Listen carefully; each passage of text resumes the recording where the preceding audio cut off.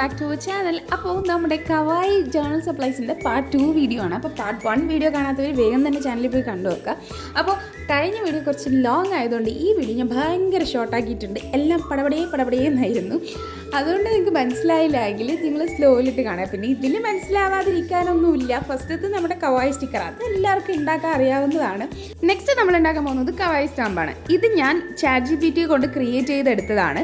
അല്ലാണ്ട് നമ്മൾ പിൻട്രസ്റ്റിലൊക്കെ നോക്കിക്കഴിഞ്ഞാൽ ഇതേപോലത്തെ ഐറ്റംസ് ഒന്നും കിട്ടത്തില്ല. അപ്പം ഞാൻ ഇതിൽ യൂസ് ചെയ്തിരിക്കുന്ന ഓൾമോസ്റ്റ് എന്നല്ല എല്ലാ സാധനങ്ങളും ഞാൻ ChatGPTയും പിന്നെ നമ്മുടെ ജെമിനൈയും യൂസ് ചെയ്ത് ക്രിയേറ്റ് ചെയ്തിട്ടുള്ളതാണ്. ഈ കാണിക്കുന്ന ലേബൽസ് ഞാൻ ജെമിനൈ യൂസ് ചെയ്ത് ക്രിയേറ്റ് ചെയ്തതാണ്. എനിക്ക് അത്ര അങ്ങോട്ട് ഇഷ്ടപ്പെട്ടില്ല.